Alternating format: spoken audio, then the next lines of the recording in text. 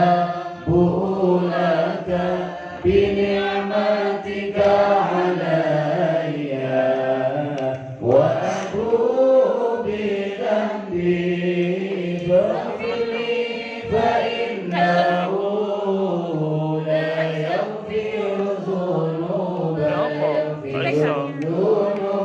إلا أنت اللهم أنت ربي لا إله إلا أنت خلقتني وأنا عبدك وأنا على عهدك ووعدك ما استطعت أعوذ بك من شر ما صنعت أبوء لك بنعمتك علي وأبوء بذنبي فاغفر لي فإنه لا يغفر الذنوب إلا أنت. Wassalamualaikum warahmatullahi wabarakatuh.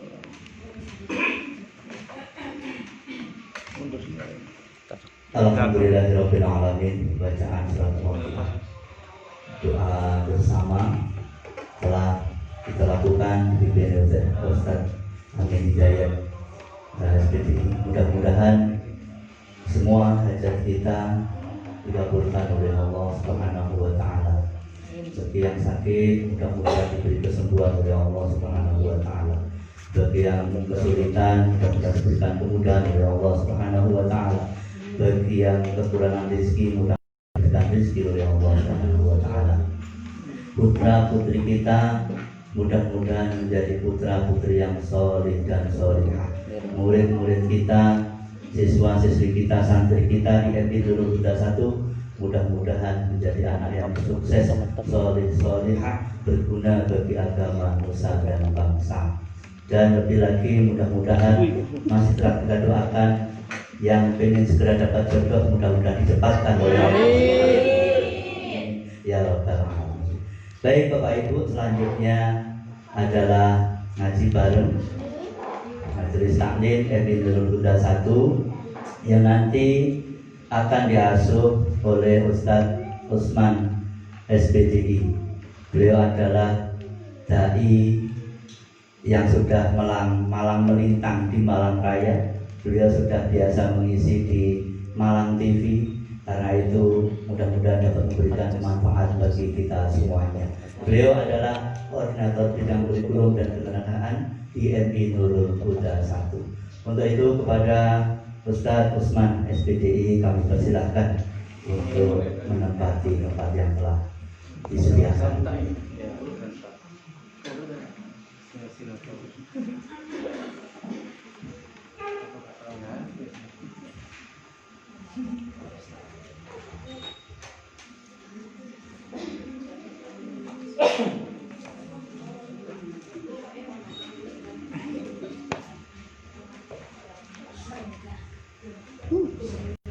Assalamualaikum warahmatullahi wabarakatuh.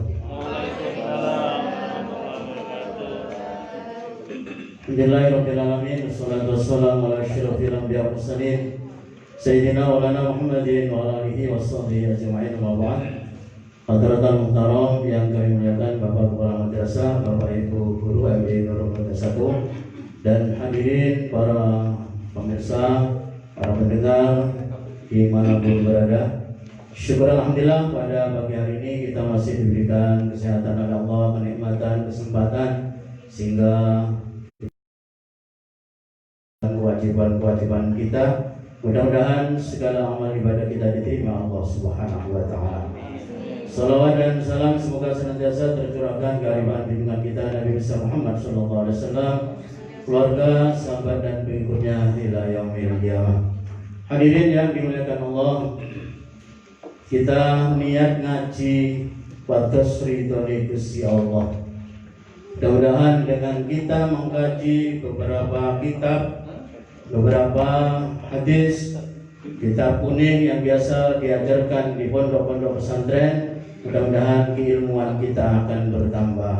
Mudah-mudahan kita akan mendapatkan ilmu yang manfaat, sehingga kita semakin hari semakin baik dalam rangka melaksanakan ibadah kepada Allah, melaksanakan tugas maupun secara perilaku kita semakin baik di tengah-tengah masyarakat. Amin Allahumma. Hadirin yang dimuliakan Allah, Bapak Ibu yang berbahagia, pagi ini kita akan mengkaji dua kitab. Yang pertama kita akan mengkaji hadis Nabawi. Yaitu mari kita baca Fatihah kepada muallif hadis Nabawi dan nanti dilanjutkan dengan Safinatun Najah. Mudah-mudahan ilmu yang akan kita pelajari jadi ilmu yang bermanfaat. Amin Allahumma. Ala hadihin ya niyatin waliyatin likulli niyatin salihah bi barakatil Fatihah. A'udzubillahi minasyaitonir rajim. Alhamdulillahirabbil alamin arrahmanir rahim maliki yaumiddin. Ya na'budu wa iyyaka nasta'in ihdinas siratal mustaqim siratal ladzina an'amta 'alaihim ghairil maghdubi 'alaihim waladdallin. Hadirin yang dimuliakan Allah, kita berharap dengan mengkaji beberapa hadis yang terdapat dalam kitab hadis Nabawi ini, maka kita bisa memahami apapun yang harus kita lakukan itu harus berdasarkan pada dalil yang berasal dari Al-Quran dan juga berasal dari Rasulullah SAW, sehingga apa yang kita lakukan benar-benar sesuai, sehingga tidak salah arah. Hadis yang pertama, kitab ini sistematisnya adalah menggunakan abjad, huruf Arabnya berarti dimulai dari alif. Jadi hadis yang bab pertama itu dari alif, kita dilanjutkan dengan ba dan seterusnya. Mari kita buka halaman 4, jadi halaman pertama, hadis pertama dari kitab ini. Qala Rasulullah sallallahu alaihi wasallam, inna ahsanal hadis kitabullah. Sak temene sak bagus-bagusi omongan kitabullah yaiku firman Allah Subhanahu wa taala Al-Qur'an. Sebaik-baik perkataan, sebaik-baik apa yang terucap dari mulut kita itu adalah Al-Qur'an. Karena itu kita membiasakan diri membaca Al-Qur'an agar yang keluar dari mulut kita itu adalah yang terbaik menurut Allah Subhanahu wa taala. Jadi biasakan kita, mulut kita itu selalu punya istiqomah membaca Al-Qur'an. Dan alhamdulillah di MI kita ini program unggulannya salah satunya adalah Al-Quran. Ada metode ummi. Setiap hari anak-anak tidak hanya 1 minggu sekali, tapi setiap hari anak-anak mengaji sesuai dengan jadwal yang diasuh oleh beberapa ustadz yang sudah disertifikasi. Itu artinya bahwa ada jaminan setelah mengaji Al-Quran ini anak kita insya Allah Qurannya baik. Mudah-mudahan mereka menjadi ahlul Quran. Amin Allahumma. Kita sendiri juga demikian sebagai guru, mari kita punya istiqomah membaca Al-Quran. Setiap hari kita punya rutinitas membaca Al-Quran agar kita menjadi hamba Allah yang terbaik. Karena apa? Karena Allah Subhanahu wa taala menegaskan, Rasulullah SAW dalam hadis lain menyatakan afdhalu ibadati ummati qiraatul Quran. Sebaik-baik atau yang paling utama ibadah umatku membaca Al-Quran. Hadis lain, khairukum man ta'allamal Qur'an wa 'allamah. Sebaik-baik di antara kalian adalah yang mau mempelajari Al-Quran dan mengajarkan. Jadi mari kita biasakan setiap hari, dan alhamdulillah kita walaupun di masa pandemi ini setiap pagi kita kumpul, tentu menuruti atau mengikuti protokol kesehatan, kita membaca surat Waqiah, kita berdoa, berzikir, mudah-mudahan kita menjadi ahlul Quran. Amin Allahumma. Jadi biasakan mulut kita agar kita menjadi yang terbaik, sebagus-bagus perkataan kata Nabi Muhammad SAW. Daripada mulut yang keluar dari mulut kita sesuatu yang tidak baik, daripada mulut kita digunakan untuk menasani omong-omongan yang tidak baik, biasakan dengan Al-Quran. Apalagi dalam satu hadis, kalau kita, anak kita, keluarga kita ada yang hafal Quran, luar biasa. Satu hadis Rasulullah menyatakan orang yang hafal Quran satu saja. Wa ahallallahu ma ahalla wa ahallah ma ahallallah wa harrama ma harramallah. Hafal Quran dan menghalalkan yang dihalalkan Allah, mengharamkan yang diharamkan Allah, maka dia akan dijamin masuk surga. Tidak cukup dirinya, tapi juga bisa mengangkat 10 keluarganya yang aslinya dijamin masuk neraka, diangkat derajatnya masuk surga. Amin Allahumma. Mudah-mudahan di antara keluarga kita, putra putri kita ada yang hafal Quran. Amin Allahumma. Yang pertama, wa ahsanal huda huda Muhammad sallallahu alaihi wasallam. Wa ahsanah lan luwih bagus-bagusi huda petunjuk huda Muhammad sallallahu alaihi wasallam, petunjuk saking Kanjeng Nabi Muhammad sallallahu alaihi wasallam. Kula panjenengan alhamdulillah atas umatnya Kanjeng Nabi. Alhamdulillah. Kenapa? Kanjeng Nabi itu sebaik-baiknya umat, sebaik-baiknya Nabi. Oleh sebab itu umatnya juga sebaik-baiknya umat. Mudah-mudahan kita tidak hanya labelnya, tapi kita benar-benar jadi umatnya Kanjeng Nabi yang terbaik dunia akhirat. Amin Allahumma. Karena itu apa? Kalau kita harus kewajiban kita apa? Mengikuti sunnahnya Kanjeng Nabi. Wa ma atakumur rasul faqudu wa ma nahakum anhu fantahu, kata Allah. Apa yang datang dari Rasul ikuti, dan apa yang dilarang oleh Rasul jangan diikuti. Kalau itu seperti itu, maka kita akan menjadi umat Nabi Muhammad zahiran wa batinan dunia akhirat. Amin Allahumma. Para pemirsa hadirin yang dimuliakan Allah, wa syarrul umuri muhdatsatuha, dirase Kanjeng Nabi, lan sak olo-olone perkara muhdatsatuha, yaitu perkara ingkang model-model. Sejelek-jeleknya urusan itu adalah yang model-model. Jadi muhdatsatuha itu diartikan model-model, jangan diartikan yang baru, karena yang baru belum tentu jelek. Jangan diartikan yang baru. Jadi sesuatu yang paling jelek itu adalah yang baru, bukan yang baru belum tentu jelek. Model-model, artinya tidak sesuai dengan standar, tidak sesuai dengan aturan. Itu model-model. Contoh, baik dalam agama maupun dalam urusan dunia maupun dalam urusan akhlak perilaku.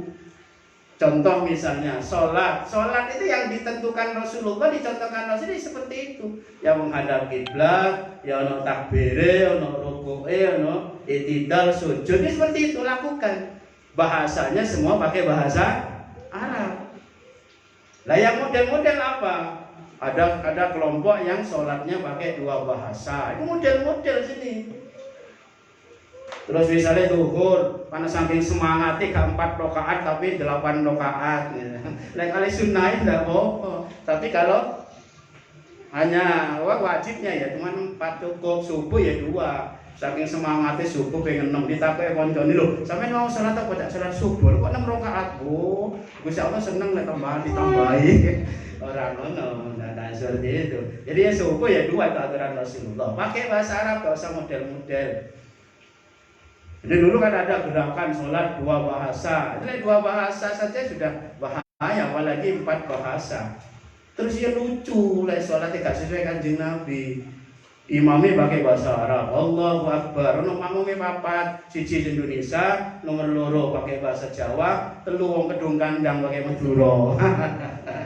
Terus yang keempat pakai Cino, ya lucu. Allahu Akbar, imamnya sing bahasa Indonesia, Allah Maha Besar. Di Jawa, Gusti Allah Maha Ageng. Ono sing gak pati basa, Gusti Allah Maha Gede. Jarene wong Kedung Kandang, Gusti Allah Raja. Sing Cino, Allah asma di dalam blok. Paham namanya? Di bahasa Cino aku dia gak paham. Jadi gak usah, akhirnya lucu. Dan permintaan, usulan bahwa sholatnya tidak menggunakan tidak bahasa Arab itu bukan sekarang saja. Di zaman Kanjeng Nabi itu sudah ada. Bahkan istrinya Nabi Muhammad sendiri, salah satu istrinya Nabi itu usul yang betulan beliau tidak begitu fasih bahasa Arab karena dari non Arab. Usul pada Kanjeng Nabi itu sundi lek sholat kulo niku boten pakai bahasa Arab, tapi pakai bahasa kulo, pakai bahasa saya. Apa kata Kanjeng Nabi? Sahabat yang lain, Kanjeng Nabi, nanti kalau bisa dilakukan oleh yang di luar Arab sana, bisa sholat semua.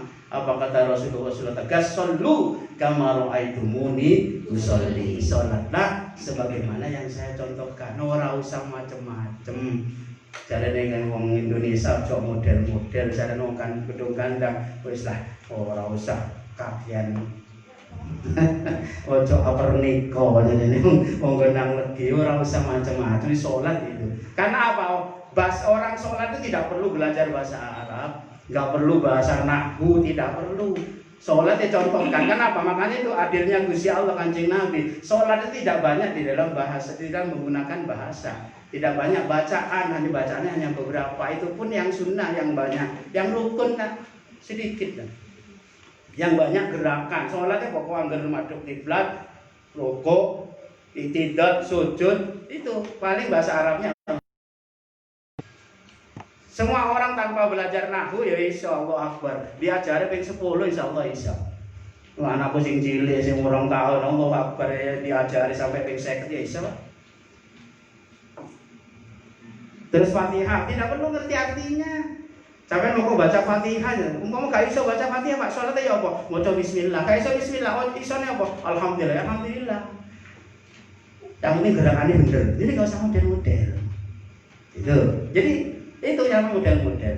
Nah, hadirin yang dimuliakan Allah. Jadi muhdatsatuha jangan diartikan baru. Karena sesuatu yang baru belum tentu jelek. Karena diarti baru disebutkan dengan bid'ah. Karena itu ulama mengatakan bid'ah tidak mesti jelek. Bid'ah itu yang baru menurut bahasa, sesuatu yang tidak dilakukan Rasulullah dilakukan oleh para sahabat dan ulama itu disebut dengan bid'ah. Benar secara bahasa, tapi belum tentu bid'ah itu jelek. Makanya bukan masuk pada hadis muhdatsatuha. Tidak semua yang bid'ah jelek, yang baru jelek. Jadi kalau yang baru jelek, wah semua. Contoh, di zaman Rasulullah Al-Quran ditulis di pelapa itu apa namanya? Pelapa itu Madura ya. Ya apa? Pelepah. Ya, zaman saya kangen tuh. Di pelepah di daun kurma ditulis. Tidak ditulis di buku. Oleh Rasulullah malah dilarang. Kenapa? Khawatir kalau ditulis di zaman Rasulullah, khawatir itu Quran dianggap karangannya Rasulullah. Tapi di zaman sahabat Abu Bakar sudah mulai. Kenapa? Banyak sahabat-sahabat penghafal Quran meninggal. Ada usulan harus ditulis, harus dikumpulkan. Akhirnya disempurnakan pada zaman Utsman bin Affan, ditulis dalam satu mushaf. Itu baru. Kalau itu dianggap jelek, maka kita yang belajar mushaf dalam tulisan ini semua jelek. Dan itu padahal semua. Gak ada yang gak belajar dari mushaf itu. Semua belajar mushaf. Baru belum tentu. Contoh lain, Umar bin Khattab itu mempunyai gagasan sholat tarawih. Dulu sholat tarawih itu di zaman Rasul malam jam 12, jam 2. Dan dilaksanakan tidak berjamaah. Di zaman Umar ada beberapa usulan disetujui oleh Umar, akhirnya dilaksanakan berjamaah. Kenapa? Karena sudah banyak jamaahnya, sudah banyak. Kalau dilaksanakan berjamaah bagus di satu tempat, akhirnya di masjid, di musola, terus diletakkan di waktu isya, bukan jam 12. Kenapa? Lek dilaksanakan jam 12 sing nglaksanakno ya medhiti, napa meneh model-model kula panjenengan. Enakan turu melungker timbang salat. Berarti kalau gitu jelek, padahal Umar itu sudah dijamin masuk surga. Lah Umar itu dijamin masuk surga. Masa ajarannya Umar dianggap jelek? Ya tidak mungkin. Maka sesuatu yang baru belum tentu. Makanya Imam Syafi'i memberikan satu qaid garis, sesuatu yang baru itu jika tidak melanggar syariat maka sunnah. Disebut dengan bid'ah hasanah. Tapi kalau yang melanggar seperti tadi sholat model-model tadi, maka disebut dengan bid'ah sayyi'ah. Mudah-mudahan kita bisa mengikuti sunnah Rasulullah SAW. Contoh lagi, di zaman Nabi adzan Jumat 1 kali. Kenapa? Karena waktu Kanjeng Nabi itu sholat di satu tempat. Dan sahabat itu ngikuti Kanjeng Nabi, dari Kanjeng Nabi sapa sing tekone isuk nemen entuk padha mbek sedekah unta, sing nemen loro sapi. Itu sahabat disi-disian golek unta. Jumat libur kerja, disi-disian nang masjid. Akhirnya sholat 1 kali cukup. Kalau sholat langsung khutbah persiapan Jumat. Nah di zaman Utsman bin Affan tidak demikian. Karena apa? masyarakat tambah banyak, Islam tambah luas, sehingga tidak mungkin kalau satu kali adzan langsung dilaksanakan, banyak yang terlambat. Inisiatif Usman sebagai tanda duhur masuk, adzan 2 kali, mau sholat Jumat mau khutbah adzan. Padahal Usman itu juga dijamin masuk surga. Mudah-mudahan kan jenengku Usman, pengukur kesabaran masuk surga. Amin Allahumma amin. Itu hadirin yang dimuliakan Allah. Nah itu jadi tidak mesti yang baru. Lah padahal ki model kita, lek adane sepisan, isa-isa budal tekan masjid salate wis selesai. Lah wong dhewe ne gak disi-disian malah keri dhewe ngene. Lek gak adzan kedua baru berangkat. Nah, itu hikmahnya. Jadi banyak kalau itu dibahas, intinya syarrul umur muhdatsatuha, itu jelek-jeleknya perkara itu sing model-model yang tidak sesuai dengan syariat. Mudah-mudahan kita masih dalam syariat sesuai dengan garis sehingga kita termasuk orang yang baik. Amin Allahumma. Wa innama lan sak temene barang tu'aduna kang den janjine Gusti Allah laatin bakal tulipo. Sesuatu yang sudah ditetapkan Allah ini qada pasti akan terjadi. Si A lahir tahun sekian, hari ini, bulan ini, mesti sudah gak usah. Si A akan meninggal hari ini, bulan ini, pasti akan meninggal. Kalau sudah ditetapkan Allah tidak akan bisa. Kalau yang sudah ditetapkan Allah akan terjadi, maka terjadi. Wa ma antum bimujisin lan si utai sira kabeh, wa ma lan ora antum utai sira kabeh mujisin ngapesaken. Kita gak bisa menolak, itulah takdir. Sekarang ada corona, biyen sadurunge dunia diciptakan, sebelum Allah menciptakan makhluk, sebelum Allah menciptakan Indonesia, wis corona wis dicatat di Lauh Mahfuz kono. Jadi kita harus percaya ini adalah skenario Allah agar kita lebih dekat kepada Allah Subhanahu wa taala. Wis percaya mawon. Seperti takdirnya orang meninggal. Hari ini ditakdir meninggal. Dalam keadaan apapun akan meninggal, gak bisa ditolak. Gak bisa ditolak ya gak bisa, dijauh ya gak bisa. Ono wong putus asa, ada diputus pacare. Waduh, langsung ke putus asa peteng dunya. Ono sepur ditabrakno. Kabeh menjerit. Tipe ono ning ngisore, sepure liwat njemongok. Lho, kok urip sampean ta? Bisa terjadi. Bisa saja. Ada orang jatuh dari tingkat 7, bahkan tingkat 25 hotel duet. Kabeh remuk kabeh tapi isih urip. Kenapa? Belum takdiri. Lah ono tanggoku, kan dulurku. Lah mari mangan. Padahal orang kalau agar menjaga sehat itu salah satunya makan teratur. Saudara saya teratur, baik jam 09.00 biasa sarapan. Pun, lah mari sarapan kari ngombe, dicukupno mbek bojone Dik, cukupno banyu Dik. Oh ya dicukupno, mari cukupno banyu, bojone kate nang mburi. Lah kok cether ngono, kaget bojone. Lah wonten apa, Mbak? Ditelok wis kaku. Jadi gak sempat ngombe. Mati. Ya karena sudah takdirnya. Akhirnya kas nyelawat kalau tak kula guyoni kula hibur. Nah sampeyan nek nyelawat wong iku ojo nyuruh kamu sing macam-macam, kudu hibur. Sing sabar iku takdire Gusti Allah. Dulurku kan mbak sing sabar sampean. Wis ku pancen takdire Gusti Allah. Sampeyan untung bojone sampeyan cerdas. Lah kok ngono Dik? Iya. Bojone sampeyan ngerti lek di pasar gak ono, di kuburan gak ono warung. Akhirnya maaf dhisik sadurunge mati. Guyu, orang iso ae, sampeyan cek guyu, cek nangis ae. Masih ditangisi orang kaya tangis meneh. Jadi itu takdir. Karena itu kita harus percaya bahwa apapun yang terjadi di dunia ini itu adalah karena takdir.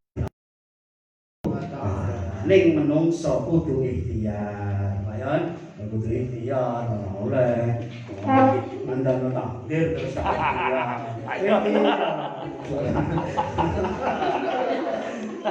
dia wajib.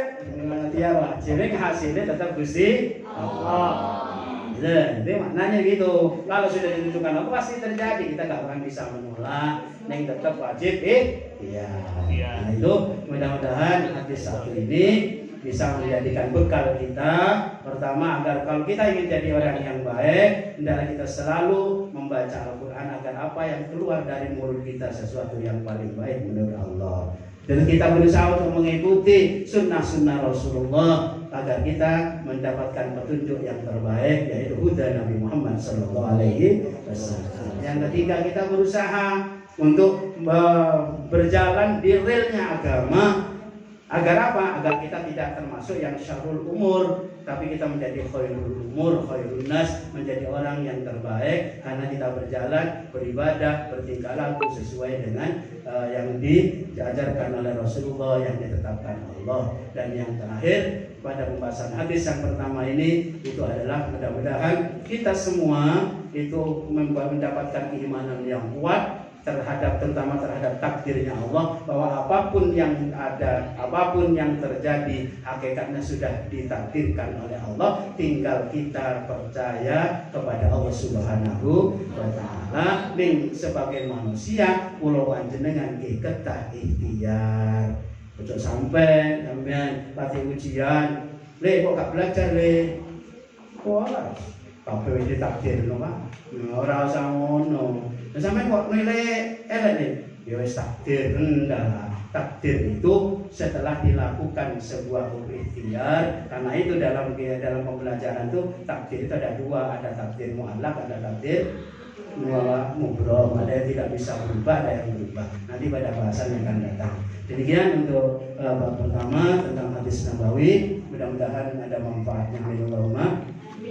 Yang kedua, kita akan kaji sejenak sedikit tentang Safinatul Najah. Ini kitabnya yang warnanya hijau. Hijau nih. Nah, kalau masalahnya setengah gedung ganda. Nah, biru apa hijau? Biru langit. Biru daun. Nah, hijau ya. Nah, Safinatul Najah. Safinah itu perahu, najah keselamatan. Mudah-mudahan kita belajar ini jadi orang yang selamat. Nah, dalam kitab Safinatun Najah ini akan banyak dibahas karena memang fokusnya pada fikih. Walaupun diawali di sini oleh pengarangnya beberapa hadis, beberapa bahasan tentang keimanan, akidah.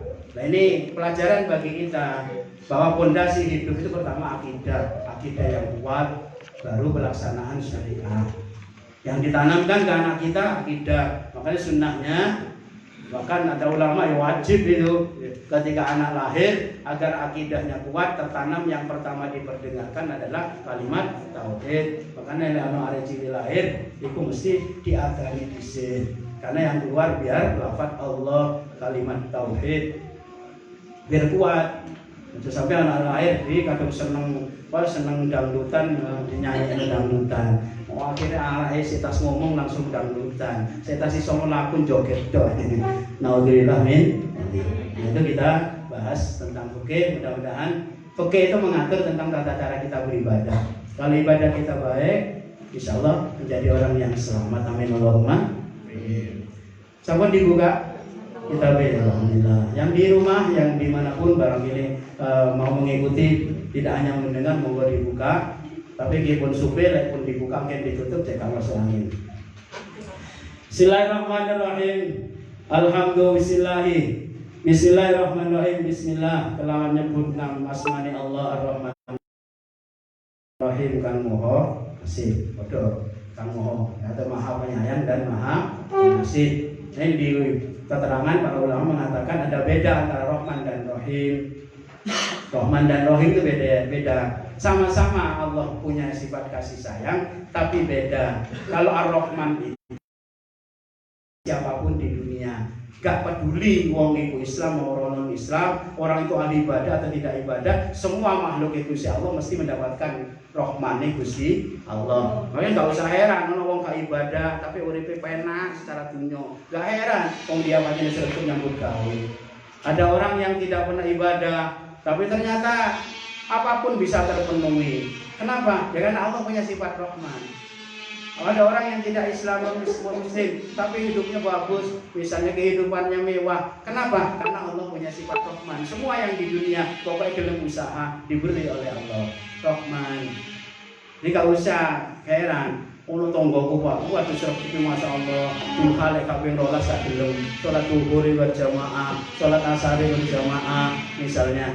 Wes sampai ibadahnya bagus, tapi kehidupan dunianya pas-pasan, golek dunia kadang wangil, mangan ya wangil. Itu berarti Allah gak adil Pak. Tidak. Karena ibadah gak ono kaitane mek dunia, soal ibadah kaitan mek dunia berat kita. Contoh saja misalnya Allah bikin undang-undang, sopo sing gelem sholat duhur kalian berjamaah itu beras sak kintal. Ayo, repot enggak sampean? Enggak. Sekali sholat duhur sak kintal, asar sak kintal, maghrib sak kintal, sehari semalam 5 kintal. Tak kita tidak kayak di sopo sing kaki mangan, gak iso. Jadi ibadah itu gak ada kaitannya dengan dunia. Ibadah itu kaitannya dengan ketenangan hati, keselamatan dunia akhirat, bukan materi. Nah, soal Allah memberikan rezeki, memudahkan rezeki Allah karena dia rajin ibadah, itu adalah fadhil, itulah keutamaan. Nah, tapi kalau Ar-Rahim khusus bagi orang muslim yang iman kepada Allah nanti di akhirat. Mohon maaf pemirsa. Jadi itu memang. Makanya nanti kalau di akhirat Allah sudah, kalau yang masuk neraka ya neraka, yang surga surga. Maka orang yang masuk yang Islam sampai akhir hayatnya, walaupun misalnya dia masuk neraka, masih ada rahimnya Allah, suatu saat diangkat dari neraka masuk surga. Mudah-mudahan kita gak mampir nang neraka. Amin Allahumma. Abot neraka itu ya panas. Bismillahirrahmanirrahim. Alhamdulillah sekabehane puji lillahi kagungane Allah Rabbil alamin kang mengirani wong alam kabeh. Puji itu hanya Allah. Kita memuji hanya kepada Allah, berterima kasih kepada Allah. Kenapa? Karena Allah semua yang menciptakan, yang menjadikan ini semua Allah, yang punya hak untuk dipuji Allah Subhanahu wa taala. Wa bihi la'in Allah nasta'in nyuwun pitulung Allah ala umuri dunya wa din ing ngatasi pira-pira perkara dunya lan agama. Jadi kita minta itu hanya kepada Allah. Minta pertolongan hanya kepada Allah. Jangan yang lain. Itu. Nah kalau wasilah Pak, nah, wasilah lain lagi. Wasilah itu hakikatnya kan kita minta tolong kepada orang lain untuk menyambungkan kepada Allah. Itu para ulama nanti bahasan di wasilah itu boleh. Yang penting kita tak minta kepada orang itu, tapi kita tetap minta kepada Allah. Contohnya banyak. Sampean loro, seharusnya minta yang bisa menyembuhkan siapa? Allah. Tapi sampean nang dokter itu wasilah. Berarti sing nyembuhno sampean dokter apa Allah? Berarti sampean nang dokter gak oleh. Oh, ya puput kabeh rumah sakit. Dokter gak ono akeh nganggur kabeh. Boleh, itu namanya wasilah. Nanti kita bahas di bab yang lain. Jadi kita tetap minta kepada Allah, itu karena Allah lah yang pantas untuk kita mintai. Wa sallallahu lan mugi paring rahmat Allah subhanahu wa sayyidina ing atase Kanjeng Nabi Muhammad sallallahu alaihi wasallam, nggih Kanjeng Nabi Muhammad sallallahu alaihi wasallam, khatamin nabiyin kang dadi pungkasane para nabi. Kita berdoa, kita baca sholawat, hakikatnya kita mendoakan mudah-mudahan Nabi Muhammad selalu dirahmati. Apakah penting kita mendoakan Nabi Muhammad, Pak? Oh, Nabi Muhammad sebaik-baik umat. Gini, kenapa kita mendoakan Nabi Muhammad sebagai penghormatan? Kita sudah dijadikan manusia karena Nabi Muhammad. Kita diciptakan oleh Allah jadi umatnya Nabi Muhammad. Penghormatan kita berdoa. Sebenarnya yang butuh doa bukan kita, bukan Nabi Muhammad, tapi kita. Maka ini ulama mengibaratkan, ibarat kita mengisi ember. Nabi Muhammad itu wadai diisi wis bak Kanjeng Nabi, lalek wis bak terus diisi, banyu ini bakal meluber. Lek meluber nang sapa? Ya nang sekitare. Kita berdoa seperti itu, hakikatnya untuk kita bukan Muhammad.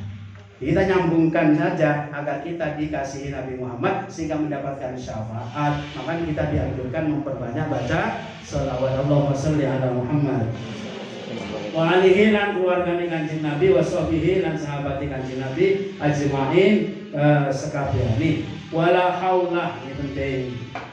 Wala haula lan ora ono rekodaya, wala quwata lan ora ono kekuatan illa angin billahi kelawan pitulungane Gusti Allah al-ali kang maha luhur, al-adil kang maha agung. Kita selalu harus baca hauqalah ini agar apa? Agar tumbuh keyakinan dalam diri kita. Apapun yang kita lakukan, kita bisa melakukan ini, bisa menghindari ini. Apapun yang terjadi itu karena atas izin Allah Subhanahu.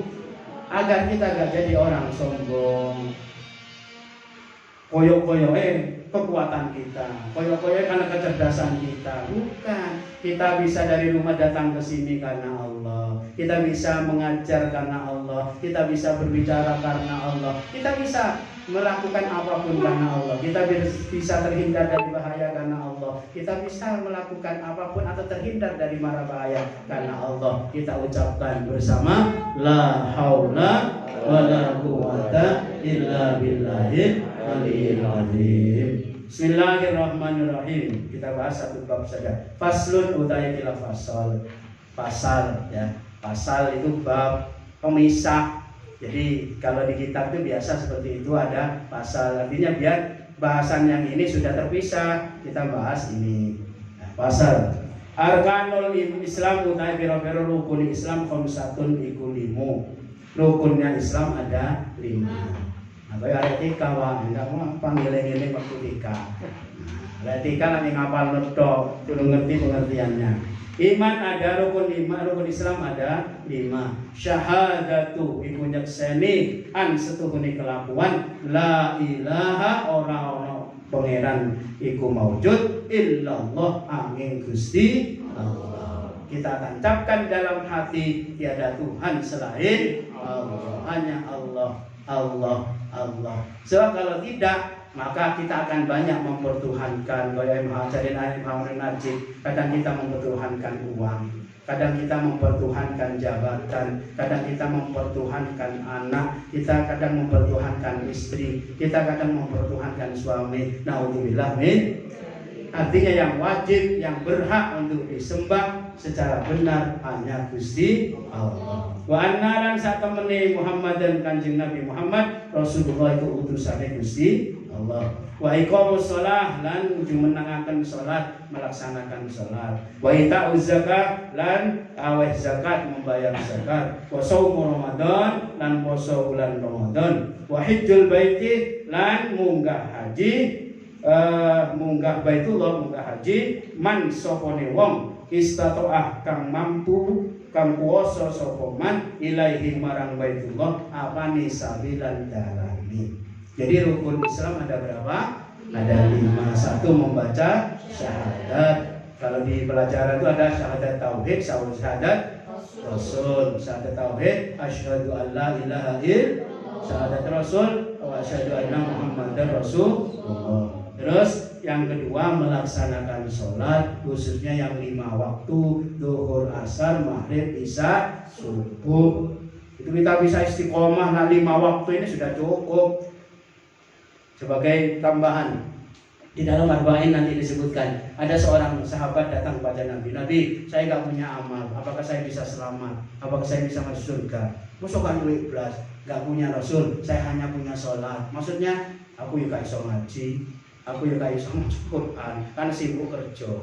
Sholat sunnah apa maneh, tapi saya itu hanya istiqomah sholat zuhur, sholat asar, sholat maghrib, sholat subuh. Kalau saja bisa saya, apa kata Rasulullah? Naam, insya Allah kamu ada kesempatan masuk surga. Dan istiqomah melaksanakan sholat 5 waktu itu dengan istiqomah, insya Allah sudah ada jaminan masuk surga.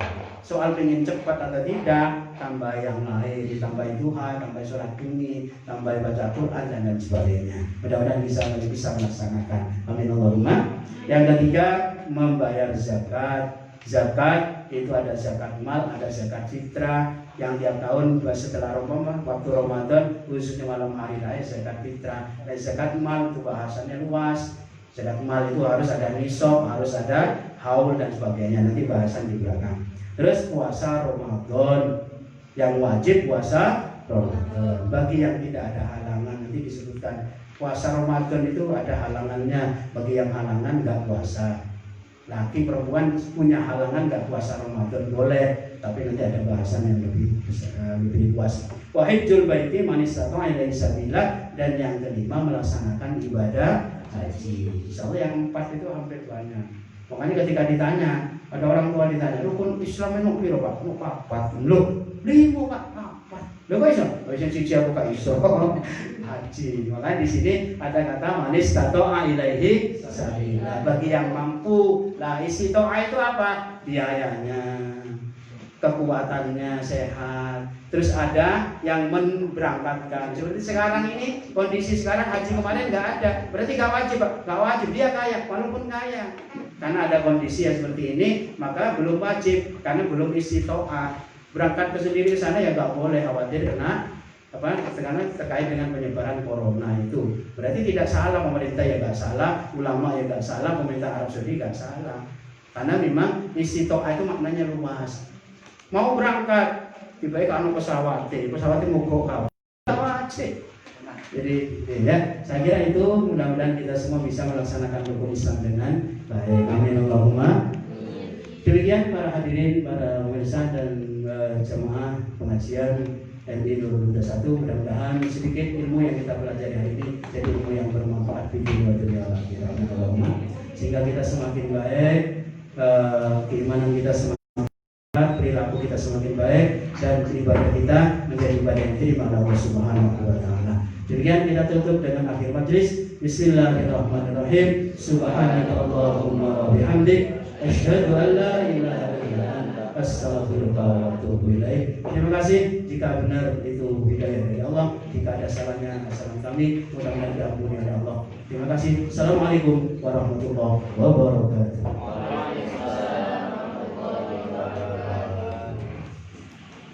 Terima kasih. Untayan mutiara ilmu telah disampaikan oleh beliau, oleh Ustaz Usman. Mudah-mudahan kita akan mendapatkan ilmu yang bermanfaat dan ilmu-ilmu yang tadi sudah disampaikan mudah-mudahan bisa kita amalkan. Bapak Ibu serta pemirsa, kegiatan ini ngaji bareng dan doa bersama ini kita lakukan setiap hari, yakni mulai hari Senin sampai hari Jumat, dan kita akan berjumpa lagi esok hari. Mudah-mudahan kita bisa mengikutinya dengan sebaik-baiknya. Demikian dari kami, kurang lebihnya juga mohon maaf sebagai penata acara atau kerennya host. Ya, sebagai penata acara kurang lebihnya mohon maaf yang sebesar-besarnya. Terima kasih. Wassalamualaikum warahmatullahi wabarakatuh.